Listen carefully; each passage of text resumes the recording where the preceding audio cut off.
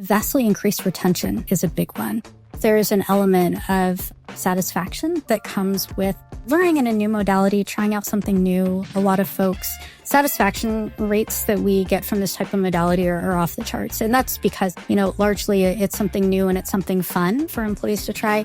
But that's not what we primarily focus on. What we focus on is outcomes. And those learning outcomes are much stronger when you practice something in these simulations. You have a space to be yourself and to learn, to practice and rehearse. Increased retention, increased learning, and then the retention of that learning over time is really what we pull out of these types of motions. My name is Jochem van der Veer. I'm the CEO and co-founder of a company called TheyDo, the journey management platform for business decision-making. We raised over $50 million and are growing globally. Our enterprise customers include Ford, J&J, the Home Depot, and Pfizer. I mean, wherever you look, understanding customers is key to staying ahead. But in order to do this at scale, aligning so many different teams with the customer journey is incredibly hard, but it is possible. I really wish this podcast existed before we started our company because so many companies are organizing around journeys and there's so much to learn. So in order to share what I'm learning, what I'm hearing with our community, I meet with industry experts. And in my video podcast, I'm here to explore the world of business strategy, design, and journeys, customer journeys, to really get an understanding of how leaders are changing their way in their business. So let's dive into the show. My guest today is Shanta Bodhan, Associate Director of Innovation Customer Experience at Cornerstone. And she is a visionary in corporate learning.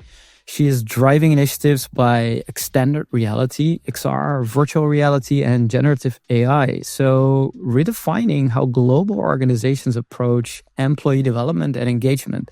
She serves some of the biggest brands in the world, like Siemens, Nestle, Canon, UPS. And with a career spanning sustainability and HR, she's all about aligning innovation with purpose. Dedicated advocating for mentorship, diversity, and inclusion. And she's shaping the future of work through cutting-edge education strategies. So we got a lot to cover today. This is going to be a wide-ranging conversation on employee experience, satisfaction, but also on repeatable, scalable operations. So I'm very excited to have you on the show, Shanta. Welcome. Thank you so much for the kind introduction. It's really great to be here. So when we were chatting before we started recording, you said I was doing remote teams before it became the cool thing. So in your work, you're not only building remote teams or helping people on remote companies, but let's unpack that for a bit. Why remote, before it became cool? What drew you to the remote nature of work? Absolutely. So, I live in Northern California, and for much of my career, I commuted to various areas within the Bay Area. So either the East Bay or San Francisco. A few years before the pandemic, my partner and I had the opportunity to move to the Santa Cruz area. If anybody's been to or is from the Santa Cruz area, it is just gorgeous. You have the beach, you have mountains, there's tons of hiking, and it's just a very active and outdoorsy place to visit and to live. And that's really what drew us to the area. We had the opportunity to work remote, and our positions at the time allowed for that. So we jumped at the chance to move. So you are fully remote as a company, or do you have some locations? Okay, so you're fully remote. Was that always the case? We do have some office locations.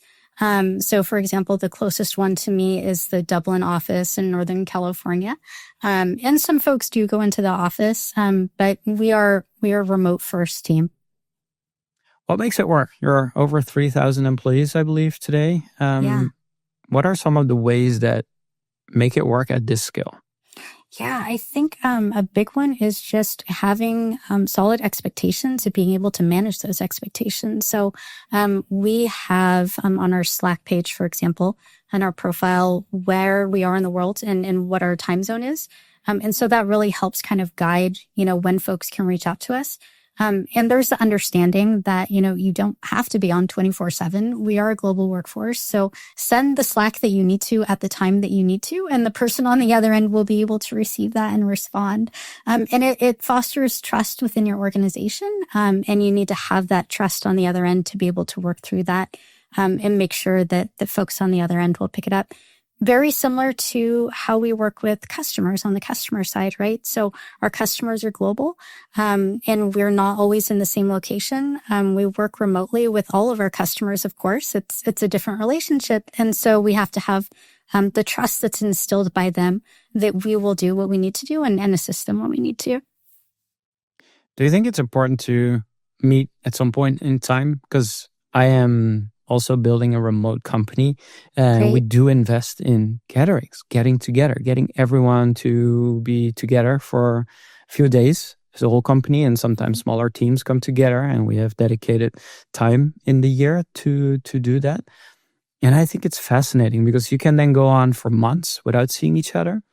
But when team changes occur and new people join, you kind of really want to get together again, because otherwise that bond, that trust is kind of there. We all appreciate each other and we say nice things over Zoom, or we use some other tools, but still, it's like that fundamental thing to come together. How do you think about that?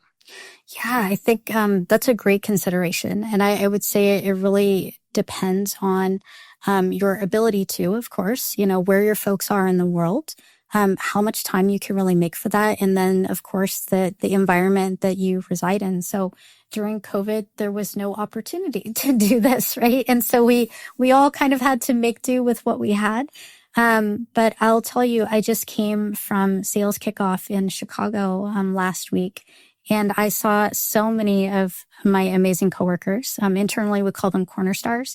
And we all left so fired up after that week together. And there's nothing like it. It was just amazing. And with my work in virtual reality and extended reality, it's pretty darn close. It's very, very close to real life. But there's just nothing like that one-on-one human connection. So let's take a few of the examples. What is so close to real life in XR or VR, however you want to put it? Shall we take some examples? Yeah, this is a really exciting time to be in this space. So we're seeing right now a very seamless blend of virtual reality, so extended types of realities that take you out of the real world and put you into different types of technologies with things like generative AI. And so when you bring those two technologies together, you really see this blend of being able to have conversations in a very safe place, for example, with no judgment. So when you think about, practicing soft skills, and you're rehearsing one-on-one with somebody, in many cases that takes on a role play type of aspect or vibe.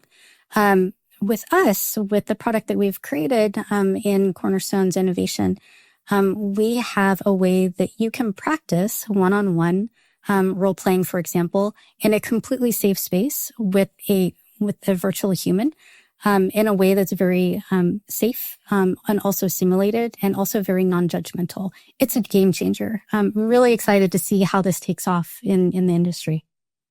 Wow. So how do people say, yes, I want that? I mean, a solution like yours get bought because someone is excited about it, but then the people that have to go through training all of a sudden are in a room with an AI simulated human being doing training. Like, I can imagine that some people are super excited about it. Mm-hmm. Other people do feel uncomfortable, but even though it's a safe space, like, is there, I do it once or twice and then I'm used to it?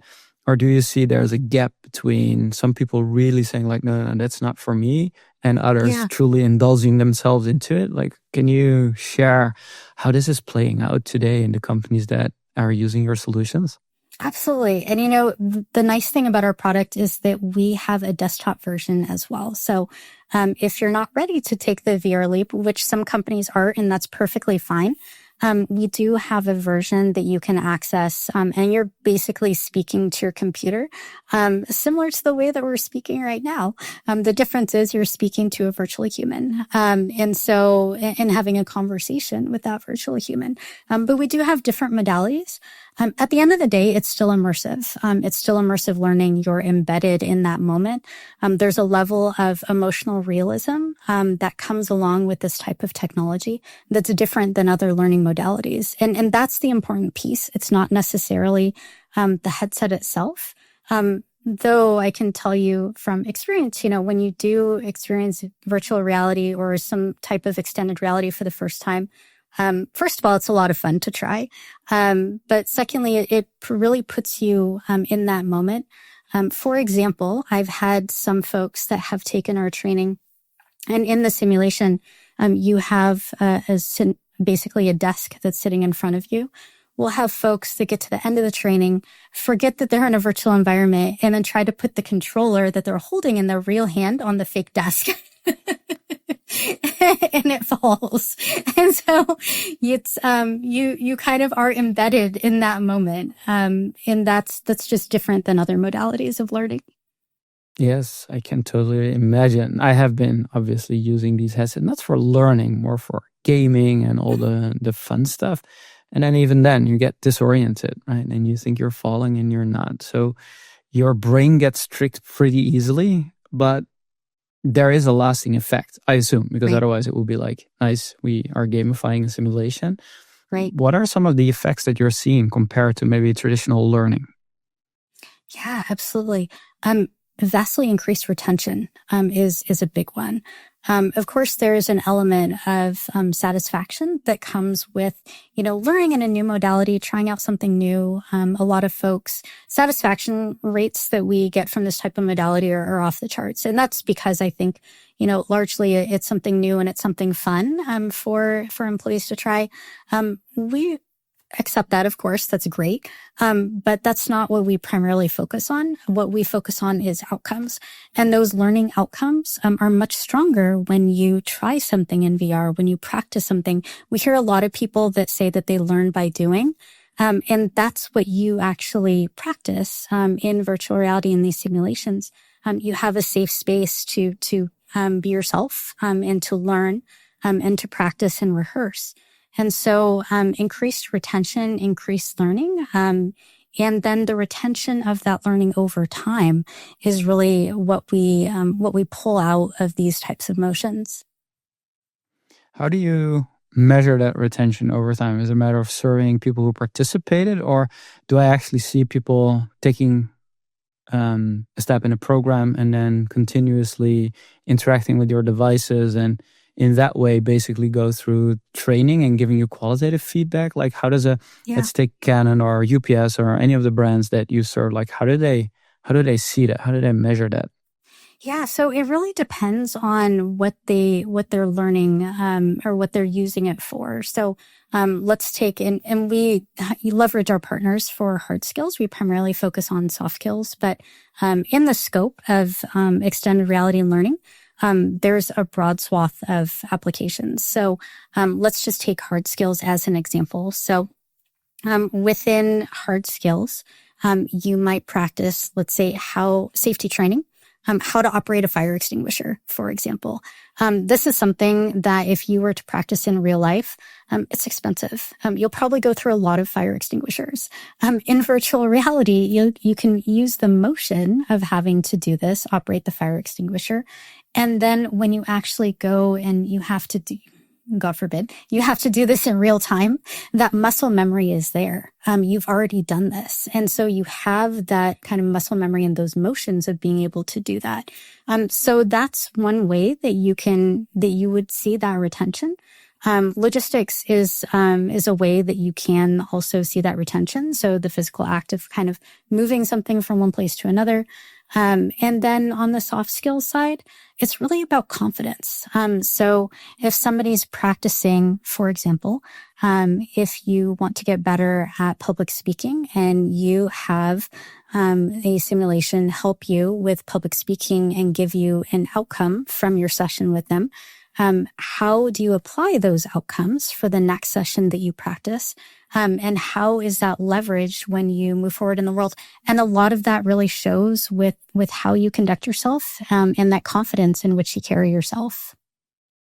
I love that. I think still, like many people who go on stage for the first time, they think like, I need to practice in front of the mirror and then I see myself. But and they go on stage and there is no mirror and then everything is different. So I can truly see that that's a super useful way to train yourself. Do companies come to you with, hey, here's all the different training from fire extinguisher training to helping people develop their keynote skills to be on stage? Like, do they come to you and say, here's all the things we train, like how will we do that in a VR experience? Or are we still on the stage where a lot of education is necessary, but you also have developed your own materials? How are companies thinking about these?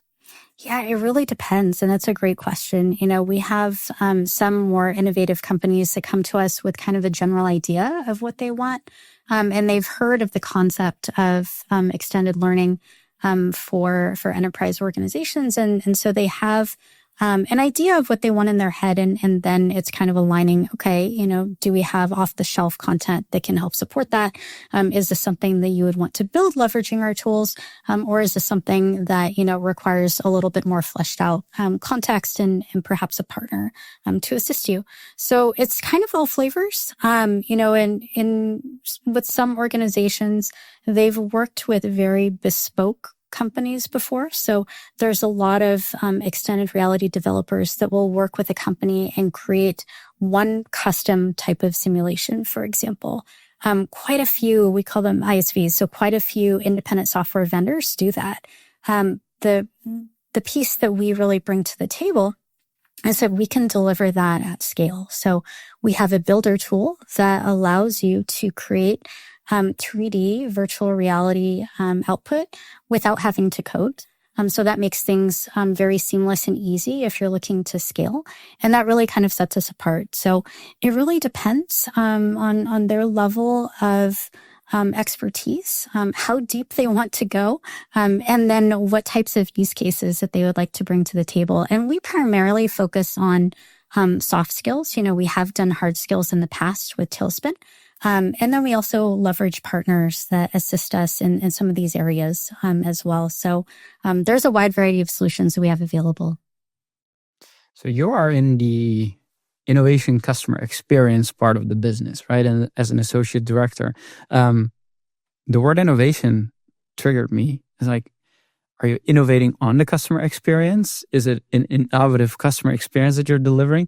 Talk to me a little bit about what you do, what your team does, and how customer experience is actually part of the business. Yeah, absolutely. So we work with the next gen innovation learning sides of the product, so of the Cornerstone business. So we have products that leverage both virtual reality and generative AI. We, of course, have a very large and robust roadmap and all the things that we want to get to. And so, as this changes, as the landscape of next-gen learning changes, we'll see our remit change over time. And I love that. That's part of being in innovation, is being able to drive and be at the forefront of that change. My team and I are really focused on customer experience outcomes. So what is that customer experience for them? If you have a customer that has never launched virtual reality, for example, within their organization, how do we make that experience as seamless as possible? How do we advise them on the devices that they want to choose that's right for them? And how do they scale that over time? So we really want to make sure that at all steps of the way in their journey, that they have a great experience and they can rely on us in order to help guide them in that area. So this sounds also like customer success or customer enablement. Like, these terms are always conflating. I know you also have experience in customer success. Like, where would I put this? Are we talking actually, this is a customer success function because it's also about extending? Or is this truly like thinking about helping the customer experience of the product come to life? Like, how should I think about it? Yeah, no, it's a great question. And it's a little bit of an anomaly within the space. So I think customer experience has also been referred to with support through a support lens. And I've led the support team. And so, it can also be referred to or applied to folks that do onboarding, right? And so we've gone through that as well. It's really, for us, it's a little different because we help the customer manage through both the software that we create, and then also advise on the hardware, and the scaling of the hardware that they choose as well. So, in some cases that might be, helping them again, scale up their virtual reality fleet. In some cases, if they choose to go with just desktop learning to start with, then we can help them start with implementing on a laptop and then moving to virtual reality over time as they choose. And so it's really kind of that blending of helping to advise on both the hardware and the software side that makes us a little bit unique within Cornerstone. And so while we do definitely have a customer success focus and lens, those are my roots. Revenue driving activities are obviously very important within an organization and near and dear to me. And really helping to have that customer have their best experience with us is the best way to do that. And so we're a little bit of an anomaly, I think, in the customers facing world. But I love it. I love the challenge. I love being a little bit different. And I love dealing with innovative products. And so it really fits us. Yeah, I like that as well, because customer experience is part of service. It never really made sense to me. Of course, you want to have a good customer experience when you call service or when you interact with an agent on the other side of the chat or the phone or the email, wherever you call them from. Right. But customer experience is like the end-to-end experience from the moment people start thinking about, hey, we could solve it with VR perhaps, to actually getting the devices in, starting to build their programs, running them and scaling them, as you say. So it is holistically. You also have CX operations, where it's really about gathering feedback, analyzing, reporting, but also thinking about where the next big opportunity for the business is. Is that related to your work, or do you have other teams focused on that? It is somewhat related. You know, we come from startup roots. So, when you think of startup organizations, we have small teams that wear many hats. So part of what we've done is gather feedback from customers and be able to synthesize that, massage that into a format that makes sense for our friends in product management. Another piece of that is, just making sure that customers are able to have that seamless experience. And sometimes in small companies, we help with operations in order to guide that, where, the product itself may be a little bit ahead of what we can do on the services side. We make sure that those pieces look exactly seamless to our customers, to make sure that piece is buttoned up. And that's just part, I think, of being in innovation. There's always things that are a little bit further ahead. We want our customers to have the latest and greatest at all points in time. And so we do what we need to do in order to make sure that that's a seamless experience for them. How much of that is actually happening in person versus remote? Because you mentioned like companies having a VR fleet. I'm going to get back to that because I find it fascinating. But how much of this can be actually done online? Like you send the stuff over and everyone has the software and they run it, versus like you have to be there to guide them, set that up. Like what is the majority of the work? Is it remote? It's all remote. Exactly. All remote. It's all remote. Yes. So customers can purchase, let's say that they want to start with a learning lab. Let's say they want to start with maybe, 25, 30 headsets. Those can be purchased. Those can be attached to device management. They can manage the software all remotely, and then they can choose to either send those out to employees or have employees come to them. Yes, so we can deploy fully remotely with our customers. So if a customer would like to set up a learning lab, for example, of about 25, 30 headsets, which is pretty common. They can purchase those headsets. They can manage them remotely. They can use the software that we provide remotely. And they can choose to either distribute that by sending those headsets out to their employees, or they can have their employees come to the learning lab. So it's an opportunity for them if they'd like to bring some of that in-house, or if they'd like to manage that from afar. But either way, it works perfectly well. And we've seen customers have great success either way. And we've seen a lot of customers also really lean in to doing this. So instead of purchasing, 25 to 30 headsets, they'll start with a fleet of a few hundred. And they'll want to load that with several use cases. So let's say that they have employees that they want to upskill in different aspects of soft skills. They have leadership trainings that they want to distribute. Those are things where once you have a few different use cases, you can really make that case for purchasing that hardware and disseminating that to your employees. So they may lean in a little bit more, and they may choose to do that all remotely as well. Where do you think this is going? If companies are investing in their VR fleet, this can only go one way, if I hear this right. So what is your take on where this is going in the next, let's say, 5 years? Yeah, I mean, it's huge. I've seen it grown just in the couple years that I've been on the business side of virtual reality. So like you, initially, when I first heard about virtual reality, it was on the gaming side. So I'm a gamer and had a great time with it. When I first heard about the applications for corporate learning and virtual reality, it hit me like a ton of bricks. It's infinitely scalable.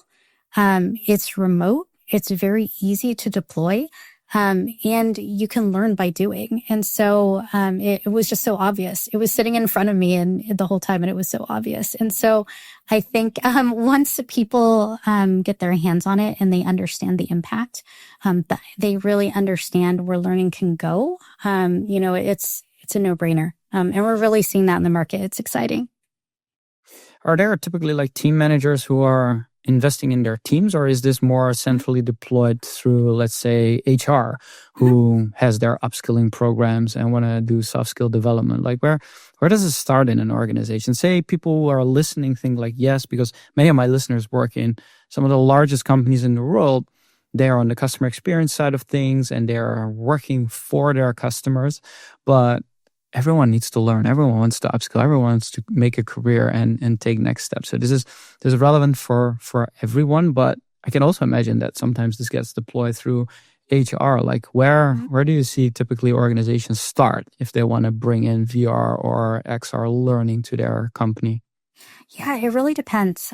So we have a lot of customers that come to us through their innovation department. So for example, in a large organization, it's not uncommon for those teams to be looking for new ways to train their employees, or new technologies that can benefit their employees in a variety of different ways.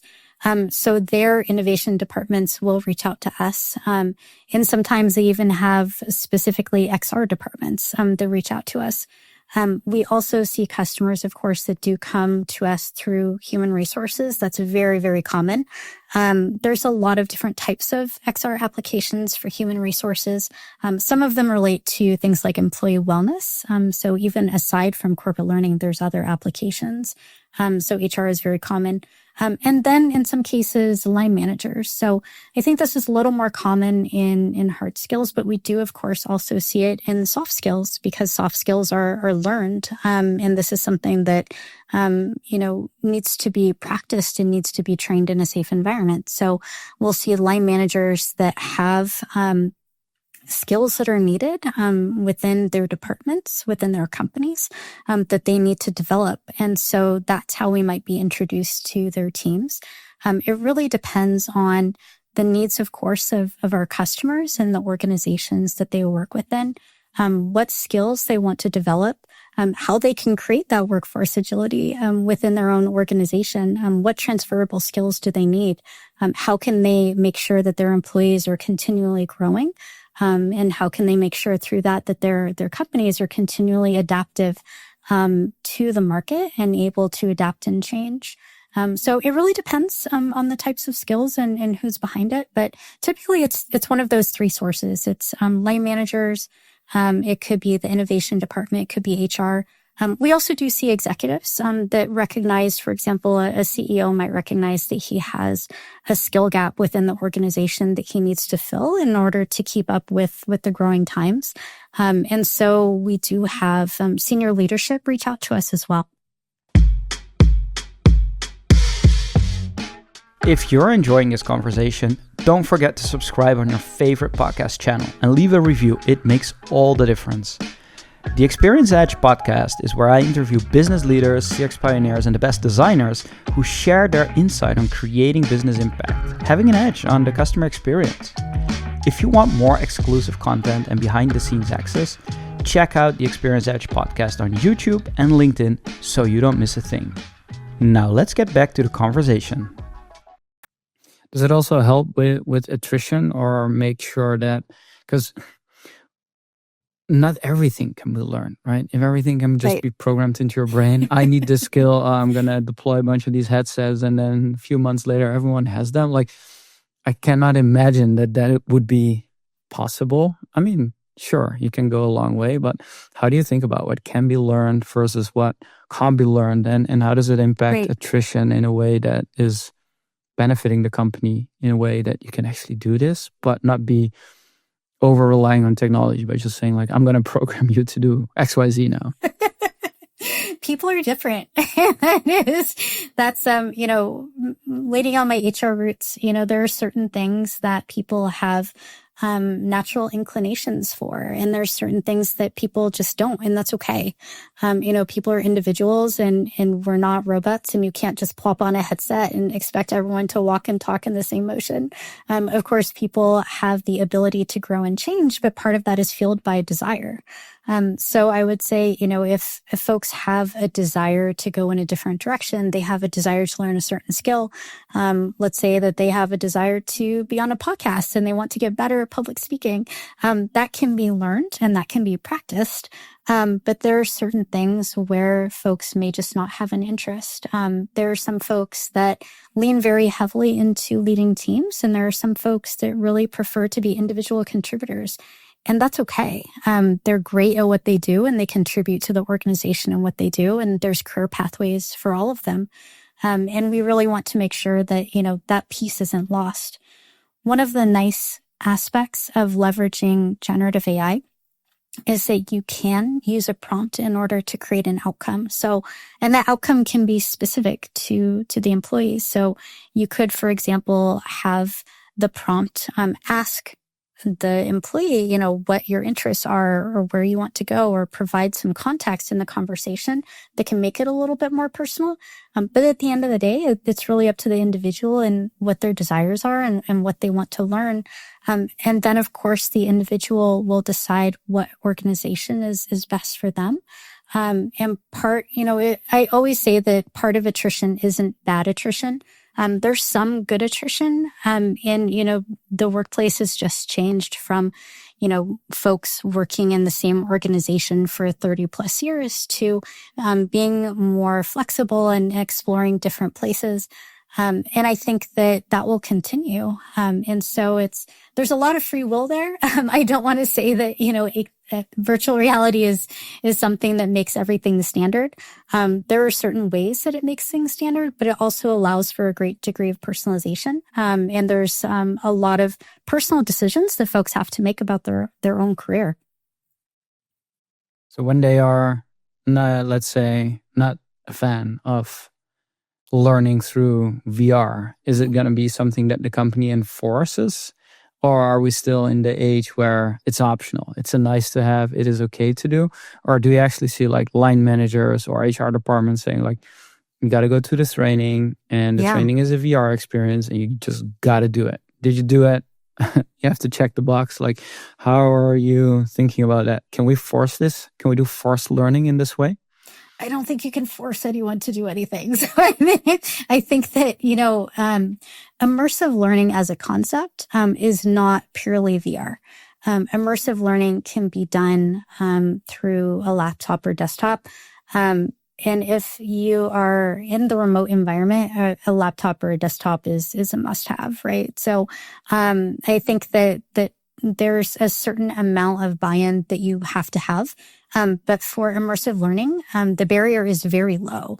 All you need is a laptop or a desktop, and you can participate. We also see some folks that experience some physical, issues or ailments sometimes, and they have sensitivities to a frame rate in virtual reality. The devices themselves have come a long, long way. They're much better than the early days of VR, where you hear about folks that are getting sick or nauseated from being in virtual reality. That said, people are individuals, and there are still folks with those sensitivities, and that's okay. We have, and I think, much of the immersive world has a way that you can experience this on a laptop or desktop and still have that that in-depth experience without actually having to be in VR. So I don't think that anyone could ever be forced. I think it will be more of a norm. And I think it's really up to the individual's decision on how they want to lean in. Yeah, and sometimes it's just also going with the flow, right? For instance, like in my company, we use a tool called Gather Town. I don't know if you know the app. It's more like a VR experience, or like it is a desktop app. You're all together in like this Habbo hotel kind of environment where everyone has desks. And if I walk up to you, our video connection goes on and we can have a chat. I walk away. Or if I walk into a meeting room, like the screen pop up and we have that. So there is like this little aspect of like closeness together online. And then when we have new people join, some love it, instantly click with it, fantastic. Others are like, I need to get used to it. I don't know. But then everyone else says like, yep, mandatory here. We can't complain about it. We just do it.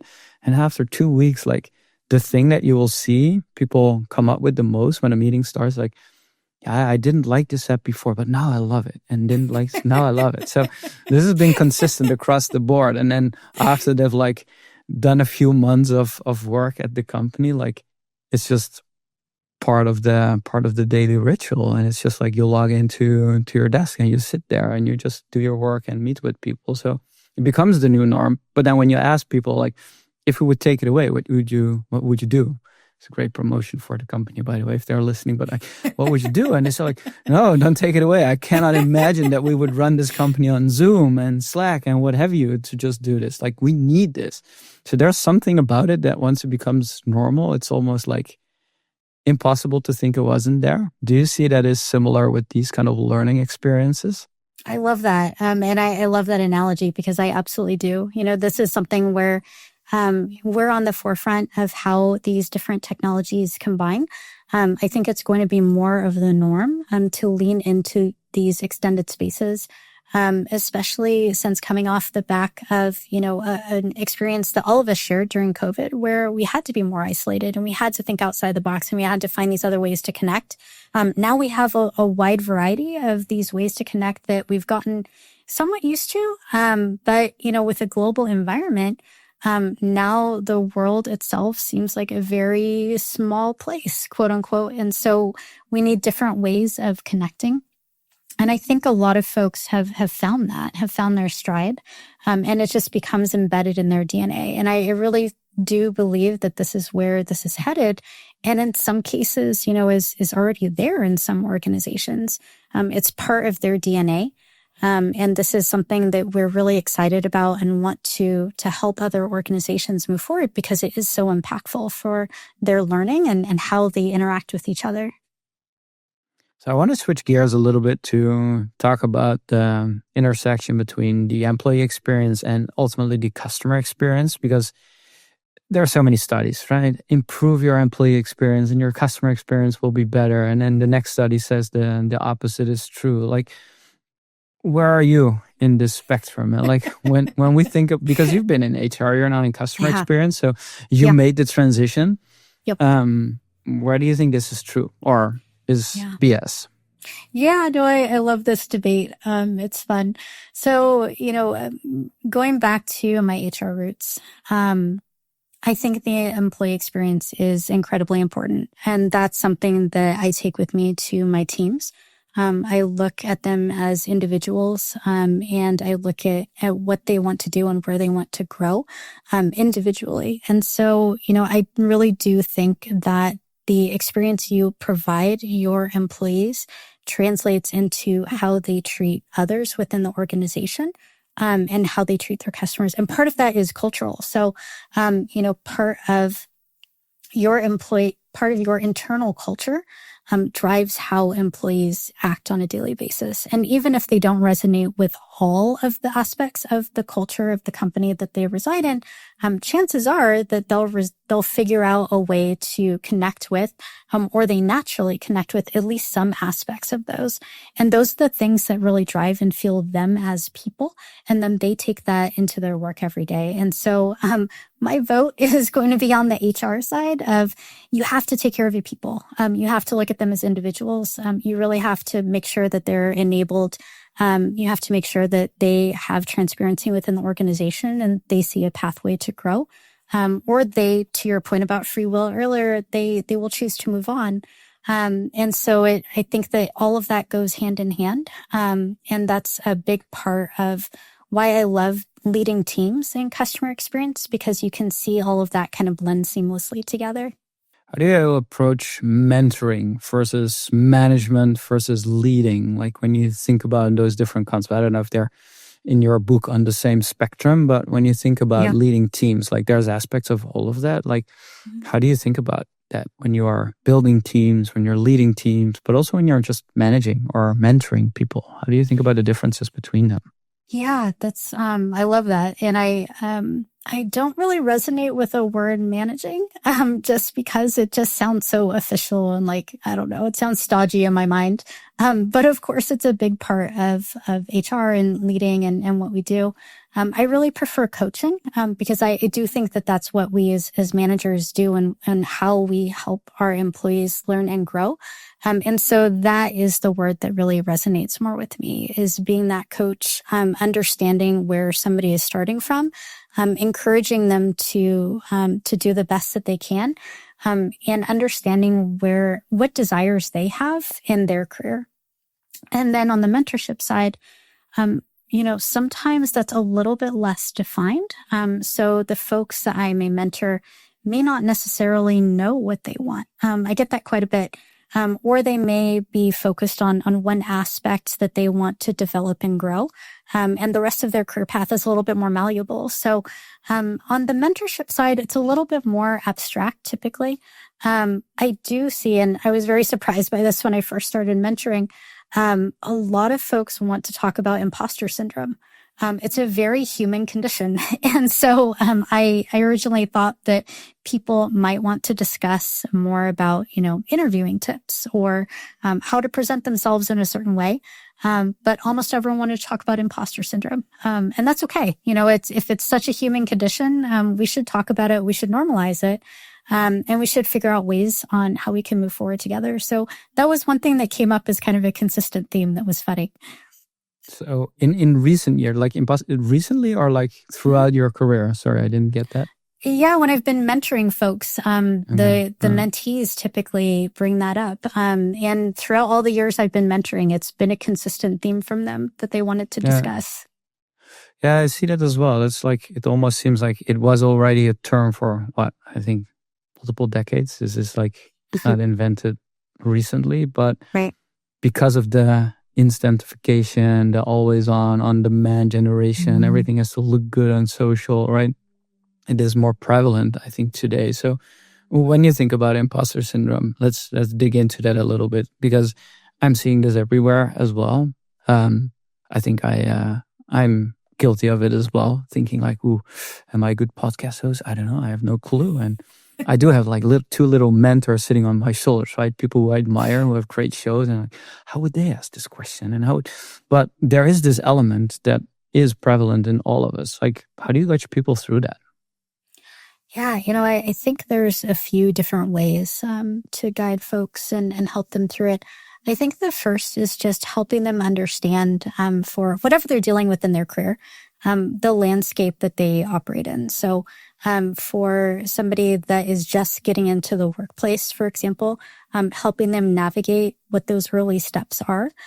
For somebody that's managing for the first time, for example, helping them navigate some of those early questions that they might have and those interactions with employees. Because I think that being able to understand their environment and feel more comfortable in the place that they're at virtually, and also, where they are emotionally, really helps build that solid foundation.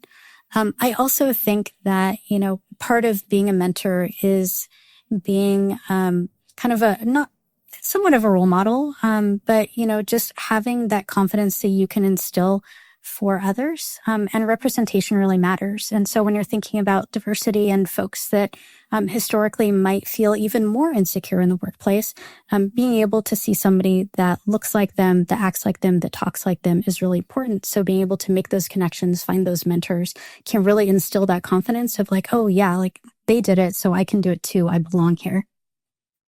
So when you think about the employee life cycle in general, or maybe like at the company that you are right now, should people who do care about this bring mentoring throughout the life cycle from day one? Like, is this an important part? I think the answer would be yes. But how do we think about doing that in the right way so that we don't have like 20 different mentors and people all over the place? Like, this is really hard, right? Sometimes it's like we have a mentoring program and you have to have one. Sometimes people just, they want to settle in, they want to onboard, they don't need anyone, they just want to get going with the work in the early stages. So when you think about the whole employee life cycle, like, when is mentoring a good idea? When should it be corporate policy? And when should it be rather emerging from where the employee is? Yeah, a lot of the mentorship that I do is kind of grassroots. So I'll kind of answer this from two lenses. I think that large organizations do have mentoring programs or try to create that alignment. It's also nice to have that structure because then both the mentor and the mentee kind of know, for example, ground rules. In some cases, it might be for a defined period of time. So the mentor, for example, would work with the mentee for 3 months, 6 months, a year, and then move on to another mentee or mentor. It really depends on how you choose to structure it. Having been on both sides of, the more corporate structure and then also a very grassroots structure, some folks have just come to me from LinkedIn or, just other places in my career and have asked for just discussions or coaching on the side. And I love that too. It really is, it's up to the mentee and what's right for them and when they can absorb it. I agree with you. I don't think that forced, like at the beginning of an organization, if making someone participate in something like this is always effective. I think they have to be in the right place to do that and be able to accept it. And also the mentor, who theoretically may have a lot going on as well, has to be in the right place in order to be able to give it. So having that right space between the two and the agreement between the two and kind of ground rules on how you operate together is really helpful. I also think that having a defined goal from the mentorship is also really helpful. And sometimes that goal can be abstract, but it's still good to have a goal. So the goal might be, hey, I don't know what my next steps are for my career. Like, help me figure that out. Like, what are some resources that I can use to see what might be a cool place to move to or a great position for me? Do I want to be an individual contributor or would I like to try managing people? Even something that high level is still a goal. And so it's a nice anchor to drive some of those conversations between the mentor and the mentee. Do you think that it's easier in employee experience to think about aligning the business goals with the employees' goals versus where in customer experience, sometimes people struggle with that? Like, all of a sudden it becomes very hard to define the outcomes from a customer's perspective and align it with business goals. You talked about outcomes before, you mentioned goals here. Like, do you think it's easier on the employee experience side to align those goals versus like on the CX side? Do you mean aligning the employees' goals with the overall organization goals, like finding that type of alignment? Yeah, I think that that's something that HR has always tried to strive to do, is find out what resonates with the individual and how that connects to the larger organization.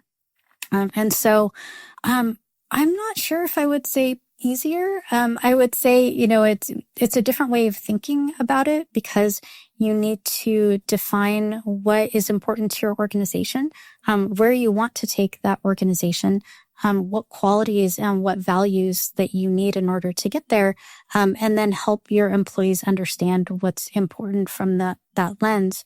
And then from the employee side, they need to figure out how that aligns with what they want to do.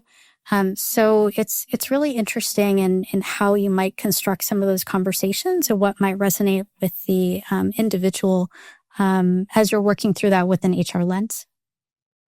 And in terms of customer experience, like, walk me through how you set your goals. Like, how do you align with your customer needs with what the business needs? Like, can you give an example of how you are doing that in your work today? Yeah, absolutely. So this is always dependent on what the customer wants to bring to the table and what their goals really are. So, do they have a specific goal that they have in mind for their training, that they want to specific outcomes that they want from their virtual reality training? Is this something that they want us to build with them? So is this a discussion that we need to have? And they would like to see some progress and milestones along the way. So a lot of it is just understanding from kind of a consulting lens where the customer would like to go, what are the skills that they want to develop, and then what is the roadmap that they need to get there. And as I mentioned before, in some cases that is in the construct of helping them understand how to manage their fleet, how to start out, how to get things going. And in some cases, they may already have a fleet of headsets that they know that they want to leverage and how they want to expand that within their organization. And in some cases, they may want to start out with desktop and that's where they want to stay. And that's also okay. It's really understanding what skills that they want to develop and how they want to get there. And then we can help tailor what that path and what that journey might be. So this sounds very nice, like super customer centric. But then the business has revenue goals and you think about scaling. So what if it doesn't align and the customer says, hey, they're not able to do it and you're not able to get them moving? Like, how do we bring that back? Because there is a business aspect to it and customer centricity goes a long way. Right. But at some point it stops. Like, talk to me about where you saw friction and how you solve that. Yeah, I think this is always the point of friction that you have in customer-facing roles is how do you create a personalized experience for each customer and then also balance the operational needs of the organization. And for us, we really want to make sure that we're keeping and retaining some of those aspects that are important to the customer. But we've also thought about different ways that we can scale. Part of the changes that we've made coming from Tailspin into a larger organization like Cornerstone is being able to leverage some of their tried and true processes and create new templates and create new versions of pathways for our customers where those make sense. So leaning on, I would say, tried and true customer success practices and operations practices and learn from the people that have gone before us. So even as a mentor, I've been a mentee from some very, very smart folks in customer success. And the nice thing about a SaaS business is that there's always somebody that's done what you've done before you, and you have people to lean on and to talk to. And so, we don't have to recreate the wheel. We have folks within our networks that we can lean on in order to pull in some of those operations and be able to leverage those so that it seems like it's still a seamless and personalized experience. But we have some faster operations going on the back end. How do you apply the notion of the customer journey in your work today? Is that something that you bring teams together on or use to navigate like all these customers together? Is it a tool that you're using in your work? Is it a construct? Is it a vague concept? Like, talk to me about the use of the customer journey. Yeah. For us, because we have, I would say, a lens into a lot of different processes. And that's what I love about being in customer experience and the way that we've defined customer experience. We sit in the middle of a lot of different process.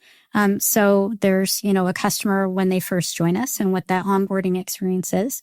Then there's the development of what they plan to do.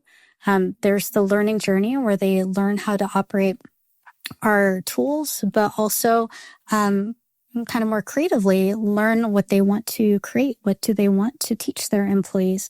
And what does that look like? And then how that might grow and scale over time. So we leverage a lot of other teams and a lot of other people in order to find out what the full scope of that customer experience is and what that full customer journey is. And it truly is our focus. We don't want to focus narrowly too much on any little slice of what's going on. Because we are the customer experience team, we look at all of those pieces together through the customer lens and think about what that means for them as a whole. So when you see something consistently being broken in that customer journey, or something that is actually like a problem for many customers, what's the process of getting that fixed and bringing that to the broader business? So there's a new initiative that actually gets started around that. Like, do you have processes for that, or is that really depending on every customer? I would say it depends on the challenge, not necessarily the customer. If there's something that's broken with a specific piece of the pie, we would go to that team and help them understand what's going wrong and then how to correct that. If it's something that we can affect directly, great. If let's say that it's a missing piece of training materials, for example, some of those things are very easy to rectify. Some things might be more difficult. So in the cases of, a bugs happen to everybody in software, right? That's something that obviously we would have to surface, to the engineering team, and it's out of our control, but that's part of life and those things happen. So I would say it really depends, on what it is, and what comes to our attention. And then internally we work with folks in order to address that. And I think a big part of being a great customer success team is building great internal relationships, really understanding all of the pathways within your organization and how they intersect with each other, in order to create that seamless whole for a customer. So that's something that we work on quite a bit is, how do we interact with other teams? What do they do? What do they experience? So what is their internal experience that applies to the external experience of our customers?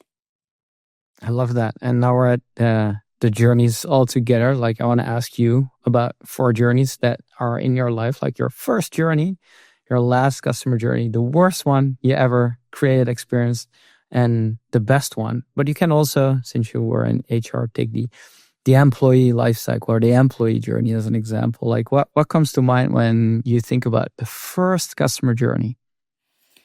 Yeah, it's I would actually go back to my HR roots. So I think one of the first customer journeys that I had to think through was as an HR admin. One of my responsibilities was to give new hire presentations to onboarding employees. And you are basically the face of what they experience for the first time. So you're their first impression with the organization. And, early on, I felt that was a big responsibility, and really tried to put heart and soul into it, as I know that many HR people do.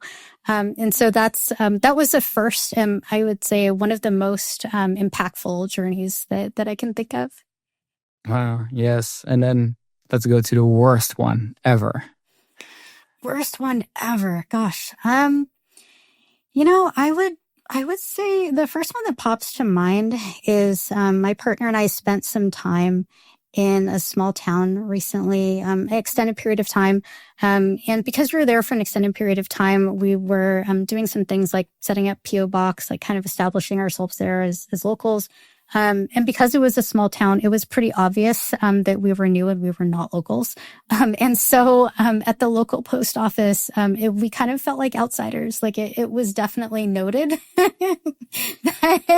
that we were new, and we didn't necessarily initially, we didn't feel like we belonged. And that's the way that we were kind of treated because they didn't know us. And so it was kind of a jarring experience, and an unfortunate one. But it was rectified later, which was good. Right. I don't think that town would have a customer experience team to be aware of the journey then. You got served, right? Probably not. Probably not. You can't call their service to complain and maybe they can fix it for you. Exactly. What about the best one? Yeah. I think off the back of the one that I just described, one of the best recoveries, I would say, is also from that same post office. So we had another individual that came out when we were going through this experience. And after a little bit of time, folks got to know us. But even prior to that, one individual just made it a point to come out and say, hi, welcome to the neighborhood. Here's what you need.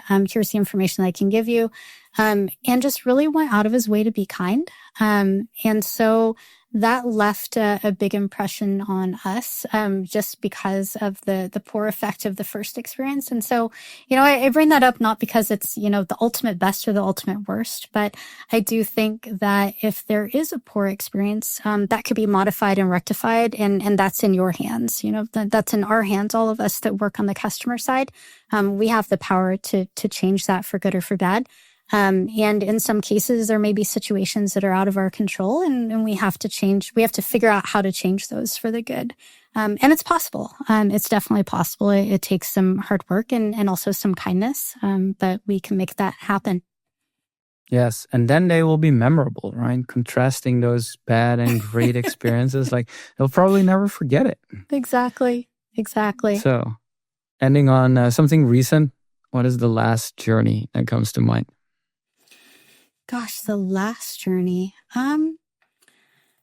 We're constantly thinking about this. And so, at Cornerstone, we at Tailspin were acquired by Cornerstone in March of last year.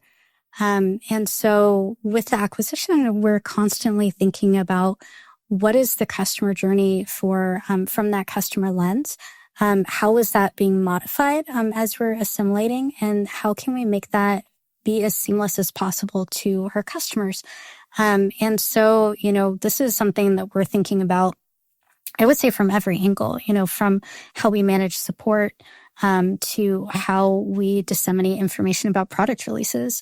And so I would say, when we're thinking about the customer journey, we're thinking truly about every little slice and every little aspect and how those are managed, and, who do we go to within the broader Cornerstone team, and, how do we make sure that our customers are truly served in those motions? So, that's kind of a broad answer. But it's something that's very top of mind to us. And, being in a startup environment previously, the constant is change. And so, coming into a new organization, and being able to work with those motions and having folks that are really attuned to helping us and work through those different changes for the best experience for our customers is very gratifying. So, we go through this all the time.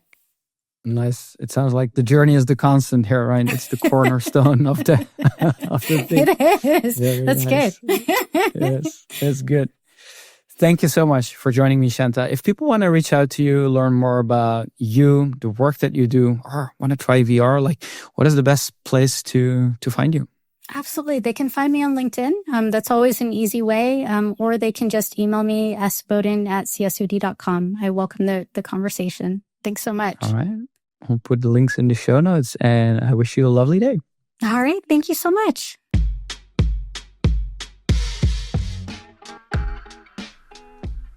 All right, and that's it. Thank you so much for listening. If you found this valuable today, don't forget to subscribe to The Experience Edge on your favorite podcast channel, leave a review, and share it with your team. I'd be delighted. Today's episode was brought to you by Daydo, the AI journey management solution for enterprise. To have an edge on your business strategy and to know why your customers do what they do, visit daydo.com and explore more resources to accelerate your customer experience game. And remember, the journey to creating customer-centric impact never ends, and here's always a new edge to discover in doing things differently. Next week, new episode. Until then, keep pushing the edge and stay inspired. See you in the next episode.